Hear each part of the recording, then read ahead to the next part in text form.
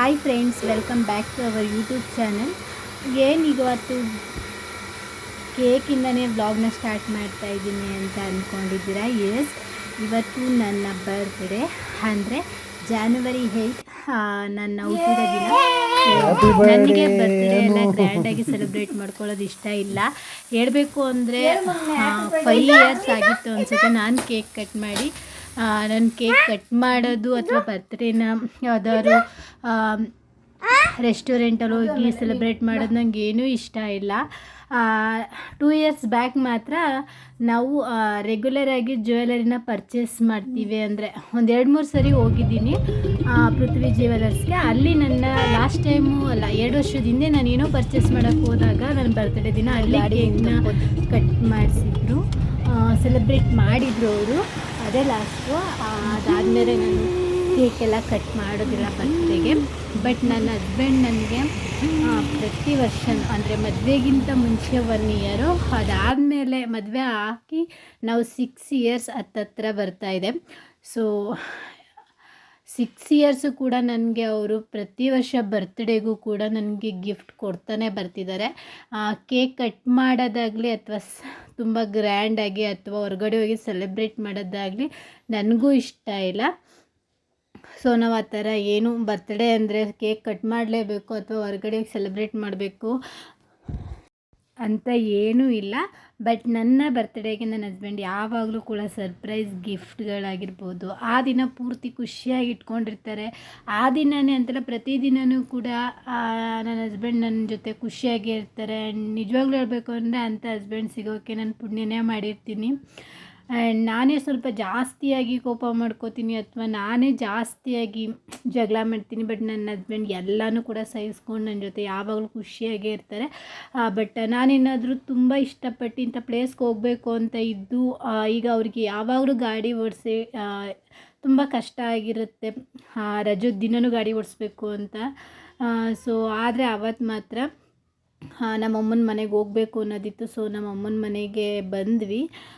ಗದ್ದೆ ಹತ್ರ ಹೋಗಿದ್ದು, ಅಲ್ಲಿ ನಮ್ಮಪ್ಪ ಅಂದರೆ ನಮ್ಮ ಮಾವ ಗದ್ದೆ ಹತ್ರ ಇದ್ದರು, ಅವ್ರಿಗೆ ತಿಂಡಿ ಕೊಟ್ಟು ಅಲ್ಲಿಂದ ನಾವೀಗ ಮೈಸೂರಿಗೆ ಬಂದಿದ್ದೀವಿ. ಸ್ವಲ್ಪ ಏನು ಪರ್ಚೇಸ್ ಮಾಡಬೇಕಿತ್ತು. ಸೊ ಅದನ್ನು ಪರ್ಚೇಸ್ ಮಾಡಬೇಕು ಅಂದ್ಕೊಂಡು ಬಂದ್ವಿ. ಅದು ಕೂಡ ಅಮ್ಮ ಮತ್ತು ನನ್ನ ಹಸ್ಬೆಂಡ್ ನನ್ನ ಬರ್ತ್ಡೇಗೆ ಕೊಡ್ತಾ ಇರೋ ಗಿಫ್ಟ್. ಅದು ಅವರಿಬ್ಬರು ಸೇರಿ ಕೊಡ್ತಾ ಇರೋವಂಥ ಗಿಫ್ಟ್ ನನಗೆ.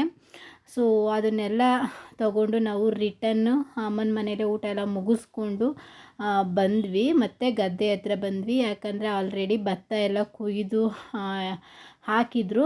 ಸೊ ಹಾಗೆ ನೋಡ್ಕೊಂಡು ಹೋಗೋಣ ಗದ್ದೆ ಇರೋನು ಅಂತ ಹೇಳ್ಬಿಟ್ಟು ಬಂದ್ವಿ. ಅದೇ ಟೈಮ್ಗೆ ಕರೆಕ್ಟಾಗಿ ಟ್ರೈನ್ ಹೋಗ್ತಾ ಇತ್ತು. ನನಗೆ ವೀಡಿಯೋ ಮಾಡ್ಕೋಬೇಕು ಅಂತ ಅನ್ನಿಸ್ತು, ಹಾಗೇ ಒಂದು ವೀಡಿಯೋನ ಮಾಡಿಕೊಂಡೆ. ನನ್ನ ಮಗ ಮಾತ್ರ ತುಂಬಾ ಖುಷಿ ಪಡ್ತಾಯಿದ್ದ, ಅವನಿಗೆ ಟ್ರೈನ್ ಅಂದರೆ ತುಂಬಾ ಇಷ್ಟ. ಸೊ ನೀವಿಲ್ಲಿ ನೋಡ್ತಾ ಇದ್ದೀರಲ್ಲ, ಇಲ್ಲಿ ಕೆಳಗಡೆ ಹೋದರೆ ಅಲ್ಲೇ ನಮ್ಮದು ಗದ್ದೆ ಸಿಗೋದು. ಆಲ್ಮೋಸ್ಟ್ ಹೊಳೆ ಇದೆಯಲ್ಲ, ಅದು ಏನಾಗುತ್ತೆ ಅಂದರೆ ಈ ಟೈಮಲ್ಲಿ ತುಂಬ ಮೇಲೆ ಬಂದುಬಿಡುತ್ತೆ, ಆಗ ಬೆಳೆದಿರೋ ಭತ್ತ ಎಲ್ಲ ಕೂಡ ಹಾಳಾಗಿಬಿಡುತ್ತೆ. ಈ ಸರಿನೂ ಕೂಡ ಸ್ವಲ್ಪ ಹಾಗೇ ಆಗಿದೆ, ಬಟ್ ಏನೂ ಮಾಡೋಕ್ಕಾಗೋದಿಲ್ಲ ಅಲ್ವಾ. ಸೊ ಇವಾಗ ನಾವು ರೈಲ್ವೆ ಟ್ರ್ಯಾಕ್ ಮೇಲೇ ನಡ್ಕೊಂಡು ಹೋಗ್ತಾ ಇದ್ದೀವಿ. ನೀವು ನೋಡ್ತಾ ಇರ್ಬೋದು, ಆಲ್ಮೋಸ್ಟ್ ಎಲ್ಲರೂ ಕೂಡ ಭತ್ತ ಎಲ್ಲ ಕೊಯ್ದು ಹಾಕ್ಬಿಟ್ಟಿದ್ದಾರೆ. ಇವಾಗ ನಾವು ಇನ್ನೊಂದು ಪಕ್ಕದಲ್ಲಿರೋವಂಥ ಗದ್ದೆ ಹತ್ರ ಹೋಗ್ತಾ ಇದ್ದೀವಿ. ಭತ್ತ ಹೇಗಿದೆ ನೋಡ್ಕೊಂಬರೋಣ, ಚೆನ್ನಾಗಿದೆಯಾ ಇಲ್ವಾ ಅಂತ ಹೇಳ್ಬಿಟ್ಟು. ನನಗೇನಾಗ್ಬಿಟ್ಟಿತ್ತು ಅಂದರೆ, ನನ್ನ ಬರ್ತ್ಡೇ ಹಿಂದಿನ ದಿನದಿಂದ ಆ್ಯಂಡ್ ಇವತ್ತುವರೆಗೂ ಕೂಡ, ನಾನು ಇವತ್ತು ವಿಡಿಯೋನ ಅಪ್ಲೋಡ್ ಮಾಡ್ತಾಯಿದ್ದೀನಿ. ಆ್ಯಕ್ಚುಲಿ ಇವತ್ತುವರೆಗೂ ಕೂಡ ತುಂಬಾ ಹೆಲ್ತ್ ಇಶ್ಯೂಸ್ ಇತ್ತು. ಏನು ಅಂತ ಗೊತ್ತಿಲ್ಲ ನನಗೆ, ರೀಸನ್ನೇ ಗೊತ್ತಿಲ್ಲ.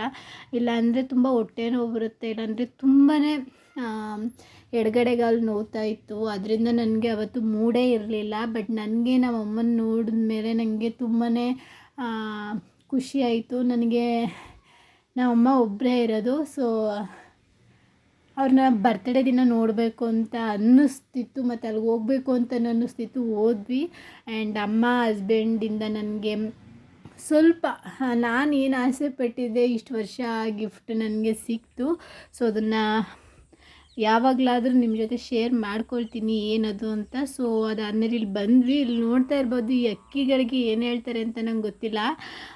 ತುಂಬ ಚೆನ್ನಾಗಿ ಕೂತ್ಕೊಂಡು ಅಲ್ಲಿ ಭತ್ತ ಎಲ್ಲ ಬಡ್ದಿರ್ತಾರಲ್ವ, ಅದನ್ನೆಲ್ಲ ತಿಂತಾ ಇದ್ವು. ನಾನು ಹತ್ರಕ್ಕೆ ಹೋಗಿ ವಿಡಿಯೋ ಮಾಡ್ಕೊಳ್ಳೋಣ ಅಂತ ಅಂದರೆ ಅವು ಸ್ವಲ್ಪ ಹತ್ರ ಹೋಗ್ತಿದ್ದಾಗೆ ಹೋಗ್ಬಿಟ್ವು. ವಿಡಿಯೋ ಮಾಡೋದಕ್ಕೆ ಆಗಲಿಲ್ಲ. ಇಲ್ಲಿ ನೋಡ್ತಾ ಇರ್ಬೋದು ನನ್ನ ಹಸ್ಬೆಂಡ್ ನಮ್ಮ ಅತ್ತೆ ಭತ್ತ ಹೇಗಿದೆ ಅಂತ ನೋಡ್ತಾ ಇದ್ದಾರೆ. ಸೊ ಅದಾದಮೇಲೆ ಮನೆಗೆ ಬಂದು ತುಂಬ ಟಯರ್ಡ್ ಆಗೋಗಿತ್ತು. ಅದಾದಮೇಲೆ ಹಸ್ಬೆಂಡ್ ಇಲ್ಲಿ ನನ್ನ ಫೇವ್ರೇಟ್ ಬಜ್ಜಿನ ಮಾಡಿಕೊಡ್ತಾ ಇದ್ದಾರೆ. ನನಗೇನಾದರೂ ತಿನ್ನಬೇಕು ಅಂತ ಅನಿಸ್ದಾಗ ಅವ್ರು ಮಾಡಿಕೊಡ್ತಾರೆ, ಅವ್ರಿಗೆ ಬಜ್ಜಿ ತಿನ್ನಬೇಕು ಅನಿಸ್ದಾಗ ನಾನೇ ಮಾಡಿಕೊಡ್ಬೇಕು. ಸೊ ಅವತ್ತು ನನ್ನ ಬರ್ತ್ಡೇ ಅಲ್ವಾ ಅಂತ ಮಾಡಿಕೊಡ್ತಾ ಇದ್ದಾರೆ ಅಷ್ಟೇ. ಇದೆಲ್ಲ ಕೂಡ ಆಗಿದ್ದು ಯಾವಾಗ ಅಂತ ಅಂದರೆ ಬರ್ತ್ಡೇ ಇನ್ನೂ ಒಂದು 4 ಡೇಸ್ ಇದೆ, ಅಂದರೆ ಸಂಡೇ. ನನ್ನ ಬರ್ತ್ಡೇ ಬಂದುಬಿಟ್ಟಿದ್ದು ಟ್ಯೂಸ್ಡೇ. ಸಂಡೇ ನಾವು ಮೈಸೂರಿಗೆ ಹೋಗಿದ್ದೆಲ್ಲ ಬಂದಿದ್ದು. ಸೊ ಇವತ್ತು ಬಂದುಬಿಟ್ಟು ಟ್ಯೂಸ್ಡೇ. ಸೊ ಈ ವಿಡಿಯೋ ಮಾಡ್ಕೊಂಡಿರೋದು ಟ್ಯೂಸ್ಡೇ, ನನ್ನ ಬರ್ತ್ಡೇ ದಿನ. ಸೊ ಹಸ್ಬೆಂಡು ಲೀವ್ ಕೂಡ ಹಾಕಿದ್ರು. ಎಲ್ಲೂ ಹೊರಗಡೆ ಹೋಗೋ ಪ್ಲ್ಯಾನಿಂಗ್ ಇರಲಿಲ್ಲ. ಬಟ್ ನಾನು ಬೆಳಗ್ಗೆ ಬೇಗ ಎದ್ದು ಪೂಜೆ ಎಲ್ಲ ಮುಗಿಸಿ ದೇವಸ್ಥಾನಕ್ಕೆ ಹೋಗಿ ಬಂದಿದ್ದೆ. ಬಂದು ಹಾಗೇ ಮನೆಯಲ್ಲಿ ಸ್ವೀಟ್ ಅಂತ ಪಾಯಸ ಮಾಡಿ, ನನ್ನ favourite all time favourite puliyogare. So ಅದನ್ನೇ ಮಾಡಿದ್ದೆ. ಸೊ ಅದೆಲ್ಲ ತಿಂದ್ಕೊಂಡು ಮನ್ವಿತ್ನು ಕೂಡ ಎಲ್ಲೂ ಹೋಗೋ ಪ್ಲ್ಯಾನಿಂಗ್ ಇರಲಿಲ್ಲ. ಸೊ ಆದ್ದರಿಂದ ಮನ್ವಿತ್ನ ಸ್ಕೂಲಿಗೆ ಬಿಟ್ವಿ. ಸೊ ಹಸ್ಬೆಂಡ್ ಮನೆಯಲ್ಲೇ ಇದ್ದರು. ಇವಾಗ ಸ್ವಲ್ಪ ಸಂಕ್ರಾಂತಿ ಹಬ್ಬಕ್ಕೆ ಅವ್ರ ತಂಗಿ ಮಕ್ಕಳಿಗೆ ಹಾಗೆಯೇ ಮನ್ವಿತ್ಗೆ ಮತ್ತು ನೋಡೋಣ ಏನಾದ್ರು ಶಾಪಿಂಗ್ ಮಾಡ್ಕೊಂಬರೋಣ ಬಟ್ಟೆನ, ಮತ್ತು ಹೊರ್ಗಡೆನೂ ಹೋದಂಗೆ ಆಗುತ್ತೆ ಅಂತ ಹೇಳ್ಬಿಟ್ಟು ಹಸ್ಬೆಂಡ್ ರೆಡಿ ಆಗು ಅಂತ ಹೇಳಿದ್ರು. ಸೊ ಅವರು ಸ್ನಾನ ಮಾಡ್ತಾ ಇದ್ದಾರೆ. ಅಷ್ಟರಲ್ಲಿ ನಾನು ವಿಡಿಯೋ ಮಾಡೋಣ ಅಂತ ಹೇಳ್ಬಿಟ್ಟು ಮಾಡ್ತಾಯಿದ್ದೀನಿ.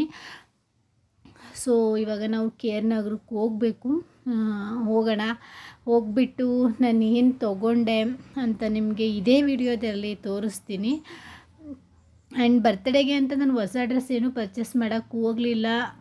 ಯಾಕಂದರೆ ನನ್ನ ಹತ್ರ ಆಲ್ರೆಡಿ ತುಂಬಾ ಬಟ್ಟೆಗಳಿದೆ. ಏನಾಗ್ಬಿಟ್ಟಿದೆ ಅಂದರೆ ನನ್ನ ಬೀರುಲಿ ಬಟ್ಟೆ ಇಟ್ಕೊಳ್ಳೋಕ್ಕೆ ಜಾಗ ಇಲ್ಲ, ತೊಗೊಂಡ್ರೆ ಎಲ್ಲಿಟ್ಕೊಳ್ಳೋದು ಅನ್ನೋದೊಂದು ತಲೆನೋವು.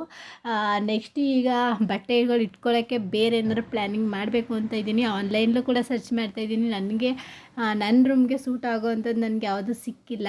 ಸಿಕ್ಕಿದ್ರೆ ನೆಕ್ಸ್ಟ್ ಅದನ್ನು ಕೂಡ ನಿಮ್ಮ ಜೊತೆ ಶೇರ್ ಮಾಡ್ಕೊಳ್ತೀನಿ. ಸೊ ಇವಾಗ ನಾನು ಏನೆಲ್ಲ ಬಟ್ಟೆನ ತೊಗೊಂಡೆ ಅಂತ ನಿಮಗೆ ತೋರಿಸ್ತಾ ಇದ್ದೀನಿ. ಆ್ಯಂಡ್ ಇನ್ನೂ ಯಾರೆಲ್ಲ ನನ್ನ ಚಾನಲ್ನ ಸಬ್ಸ್ಕ್ರೈಬ್ ಮಾಡದೆ ವೀಡಿಯೋಸ್ನ ನೋಡ್ತಾ ಇದ್ದೀರಾ, ದಯವಿಟ್ಟು ಸಬ್ಸ್ಕ್ರೈಬ್ ಮಾಡ್ಕೊಂಡು ವೀಡಿಯೋಸ್ನ ನೋಡಿ. ಇಷ್ಟ ಆದರೆ ಲೈಕ್, ಶೇರ್, ಕಮೆಂಟ್ನ ಮಾಡಿ. ಹಾಗೇ ನಿಮ್ಮ ಫ್ಯಾಮಿಲಿ ಆ್ಯಂಡ್ ಫ್ರೆಂಡ್ಸ್ಗೆ ಶೇರ್ ಮಾಡಿ ಈ ವಿಡಿಯೋನ. ಸೊ ಫಸ್ಟು ಬಂದುಬಿಟ್ಟು ಇಲ್ಲಿ ನಾನು ಒಂದು ಟಾಪ್ನ ತೊಗೊಂಡೆ. ನನಗೆ ಬಟ್ಟೆ ತೊಗೊಳ್ಳೋದು ಇಷ್ಟನೇ ಇರಲಿಲ್ಲ, ಬಟ್ ಹಸ್ಬೆಂಡ್ ತುಂಬಾ ಫೋರ್ಸ್ ಮಾಡಿದ್ರು ಅಂತ ಹೇಳ್ಬಿಟ್ಟು ಇದೊಂದು ಟಾಪ್ನ ತೊಗೊಂಡೆ. ನನ್ನ ಹತ್ರ ಈ ಕಲರ್ ಕಮ್ಮಿ ಇರಲೇ ಇಲ್ಲ ಹೇಳಬೇಕು ಅಂತ ಹೇಳಿದ್ರೆ. ನೋಡಿದ ತಕ್ಷಣ ನನಗೇನೋ ಒಂಥರ ಇಷ್ಟ ಆಯಿತು, ತುಂಬ ಸಿಂಪಲ್ಲಾಗೂ ಇತ್ತು. ಆ್ಯಂಡ್ ನನ್ನ ಹಸ್ಬೆಂಡ್ಗೂ ಇಷ್ಟ ಆಯಿತು ಅಂತ ಹೇಳ್ಬಿಟ್ಟು ಈ ಟಾಪ್ನ ತೊಗೊಂಡೆ. ಕ್ವಾಲಿಟಿ ಕೂಡ ತುಂಬಾ ಚೆನ್ನಾಗಿದೆ. ಇದ್ರ ಪ್ರೈಸ್ ಬಂದುಬಿಟ್ಟು 540 ರುಪೀಸು. ಕಮ್ಮಿ ಏನೂ ಮಾಡ್ಕೊಳ್ಳಿಲ್ಲ ಅವರು, ಫಿಕ್ಸ್ಡ್ ರೇಟು ಆ ಶಾಪಲ್ಲಿ ಬಂದುಬಿಟ್ಟು. ಸೊ 540 ರುಪೀಸ್ನ ಕೊಟ್ಟು ಈ ಟಾಪ್ನ ತೊಗೊಂಡೆ. ಇದಕ್ಕೆ ಸೂಟಬಲ್ ಆಗಿ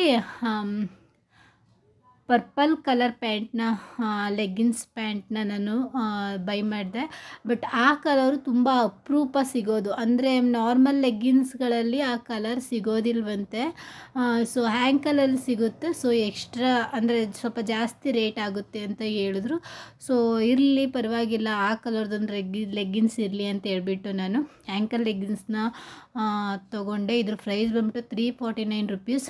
ಆಲ್ಮೋಸ್ಟ್ ನಾನು 350 ರುಪೀಸ್ದು ಲೆಗ್ಗಿನ್ಸ್ನೇ ತೊಗೊಳ್ಳೋದು ಯಾವಾಗಲೂ. ಯಾಕೆಂದರೆ ತುಂಬ ಕ್ವಾಲಿಟಿ ಚೆನ್ನಾಗಿರುತ್ತೆ ಆ್ಯಂಡ್ ಲಾಂಗ್ ಟೈಮ್ ಬರುತ್ತೆ.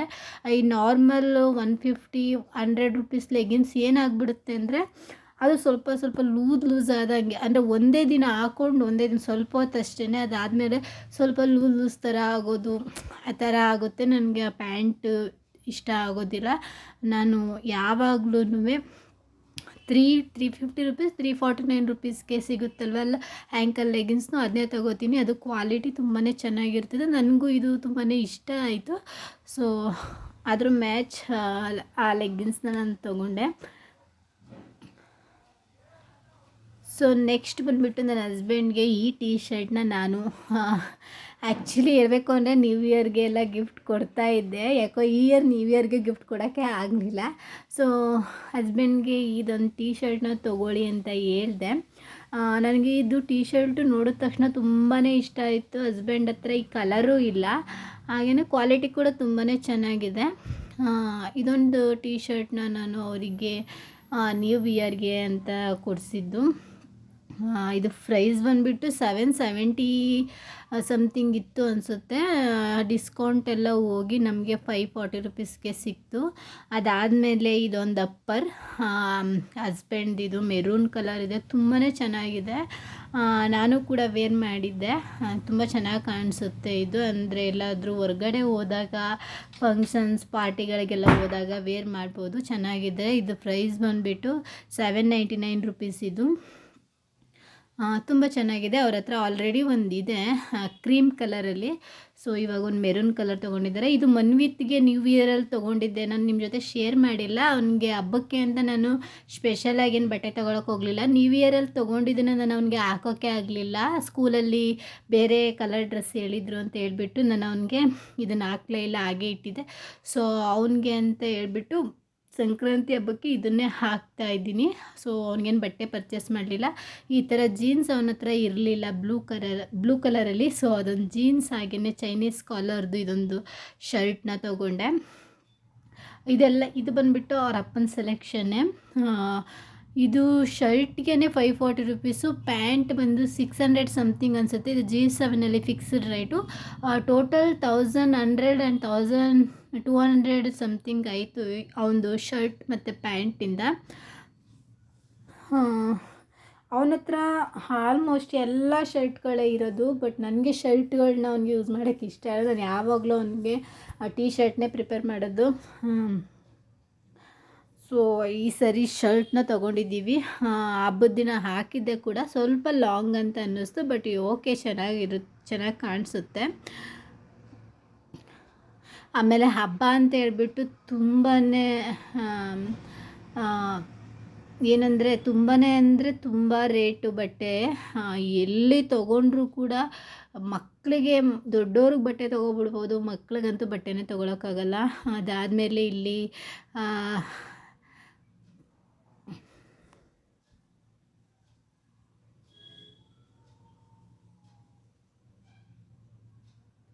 ನನ್ನ ಹಸ್ಬೆಂಡ್ ತಂಗಿ ಮಕ್ಳಿಗೂ ಬಟ್ಟೆ ತಂದಿದ್ವಿ. ಬಟ್ ಅದನ್ನು ವಿಡಿಯೋ ಮಾಡ್ಕೊಳ್ಳೇ ಇಲ್ಲ. ಅವ್ರಿಗೆ ಹಬ್ಬಕ್ಕೆ ಅಂತ ಕೊಟ್ಟು ಕಳಿಸ್ಬಿಟ್ಟಿದ್ವಿ ಊರಿಗೆ. ಹಬ್ಬಕ್ಕೆ ಕೇಳಕ್ಕೆ ಹೋಗಿದ್ರಲ್ವ ನಮ್ಮ ಮಾವ ಅವಾಗ. ಸೊ ಅಷ್ಟೇ, ಜಾಸ್ತಿ ಏನು ಶಾಪಿಂಗ್ ಮಾಡೋಕ್ಕೆ ಹೋಗಲಿಲ್ಲ. ಇಷ್ಟಕ್ಕೇ 4000 ಹತ್ತತ್ರ ಆಗೋಯಿತು. ಸೊ ಈ ವಿಡಿಯೋ ನಿಮ್ಗೆ ಏನಾದ್ರು ಇಷ್ಟ ಆಗಿದೆ ಲೈಕ್, ಶೇರ್, ಕಮೆಂಟ್ನ ಮಾಡಿ. ನನ್ನ ಚಾನಲ್ನ ಸಬ್ಸ್ಕ್ರೈಬ್ ಮಾಡ್ಕೊಂಡು ವೀಡಿಯೋಸ್ನ ಮಾಡಿ. ಆ್ಯಂಡ್ ತುಂಬ ಜನ ವಿಶ್ ಮಾಡಿದ್ದೀರ ಫೇಸ್ಬುಕ್ ಹಾಗೆ ಇನ್ಸ್ಟಾಗ್ರಾಮ್ ಮತ್ತು ಯೂಟ್ಯೂಬಲ್ಲಿ ಕೂಡ ಕಮೆಂಟ್ಸ್ ಮಾಡಿದ್ದಾರೆ. Thank you for watching.